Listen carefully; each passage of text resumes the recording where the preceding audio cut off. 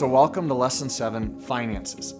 Now, finances are enormously important because medical school, let's face it, it's ridiculously expensive, and it's one of the problems with healthcare in this country.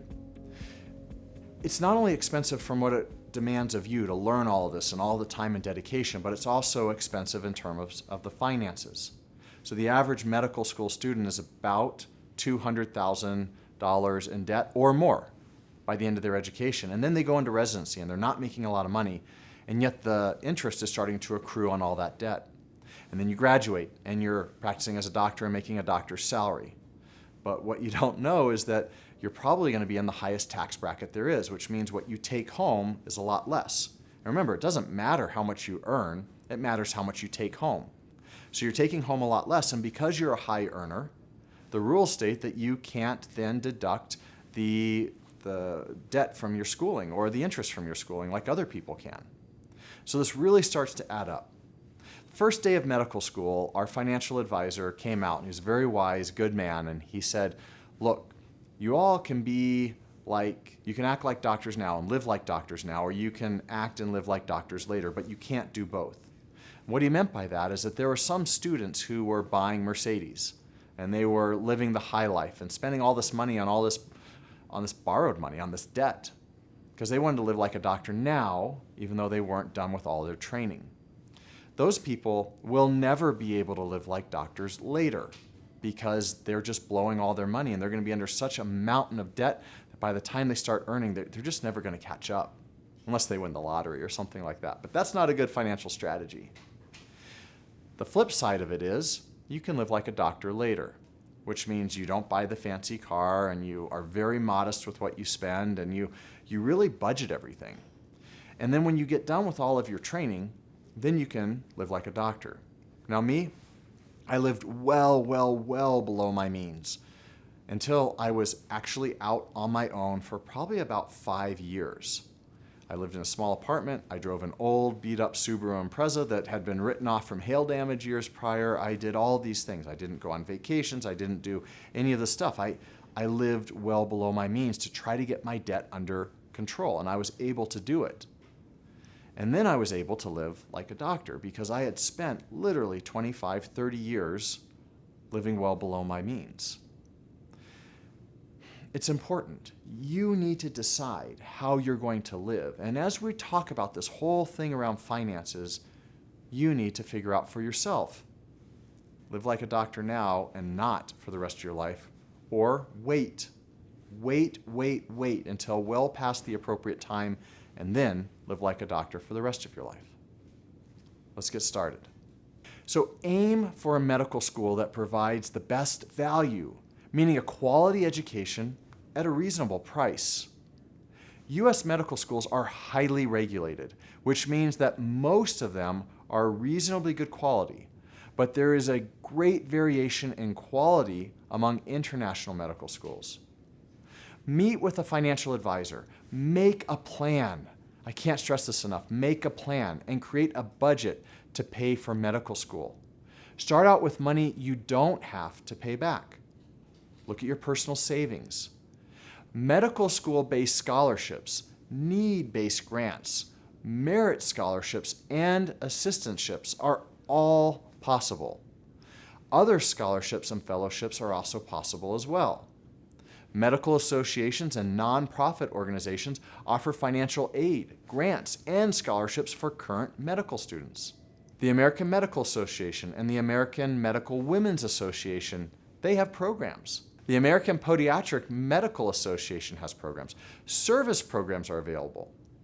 The point is that you may be able to get some of your medical school costs covered in return for working a set number of years for a government or military program. For instance, the National Health Services Corps Scholarship is funded by the Department of Health and Human Services. The Health Professions Scholarship Program is funded by the military. The Public Service Loan Forgiveness, well, that's a loan forgiveness for working with qualified nonprofit organizations, government organizations, or teaching hospitals. The free application for federal student aid may help you get federal loans and grants for medical schools, as well as aid from your college and state. The federal direct unsubsidized loans, also known as Stafford loans, You are responsible for paying all of the interest. But the federal direct graduate plus loans, you may get a plus loan if you need additional help above and beyond your federal direct loan. Plus loans are also unsubsidized and are at a higher interest rates. Health Resources and Services Administration, primary care loan. Now, this is a school-based program that offers a few different types of loans. Private student loans for medical schools exist. They're available through your bank or credit unions. They offer both fixed and variable interest rates, offer up to 20-year repayment period. They offer the ability to defer loans during residency. They offer monthly interest payments as well. So here's the point to all of this. There's a mountain of resources out there available to help you pay for medical school. It's enormously expensive. Some have more interest than others. Some have less. Some require you to pay back in a certain amount of time. What I did is I was with the HPSP scholarship or the Navy scholarship. So they paid for probably about 95% of all of my expenses during medical school. And then I owed them being a physician for 4 years. Now, the military, in those 4 years, they definitely got their money's worth out of me. I mean, I deployed twice to Iraq during that time. But I also got an education that I couldn't get anywhere else. It was a win-win. And at the end of it, I didn't have any medical school debt. I opened this practice and I have more debt than you can shake a stick at. But that's good debt, if you will. I need you to really think about what you're willing to do now so that you can have the life you want later. And this is not just about finances. This is also about, are you willing to go through medical school? Are you willing to jump through all these hurdles and residency?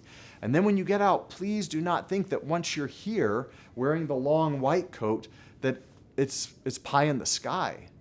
Remember, we showed you that video of me after a day when it was a hard day. I was exhausted. I was emotionally exhausted at the end of that. You need to set yourself up for success now. We've been talking about it in this whole program because I want you to have a very clear idea of what medical school is and what it is not, and what the profession is and it is not. Then you have to decide if it's for you or if it's not. If it is for you, you need to start developing the healthful habits now. Healthful habits financially. Way back in the day when I was in grad school, I kept a little notebook, a little small notebook in my pocket at all times, and I was not allowed to spend a penny, not a penny, without writing down where that money went. Now, at that time, I was literally also dumpster diving for food because I was on a strict budget. After about a year of that, I could calculate exactly what I was spending my money on and where it went and how I could budget for the future. You need to do that as well. You need to have some system of knowing exactly how much you're spending. If you're getting a Starbucks every day, how many thousands of dollars is that costing you at the end of the year? You'll be surprised. If you smoke, if you do all these other things, not only is it going to be a hit to your wallet, it's also going to be a hit to your body. And remember, you're becoming or trying to become a doctor to help people with their mind, body, and spirit, the holy trinity, if you will, of health. So what are you doing now to get those healthy habits? Are you still having the donuts for breakfast in the morning? Are you not exercising every day? Are you not reading to expand your mind? Are you not volunteering to be part of your community? Are you not fill in the blank? And more importantly, what are you doing? Are you eating your salads? Are you exercising every day? Are you making sure you're getting enough sleep? Are you helping those in need? Are you doing all the things that we know will feed your why and nourish your soul? Most people who go into medicine are not business-minded. We spoke about that earlier.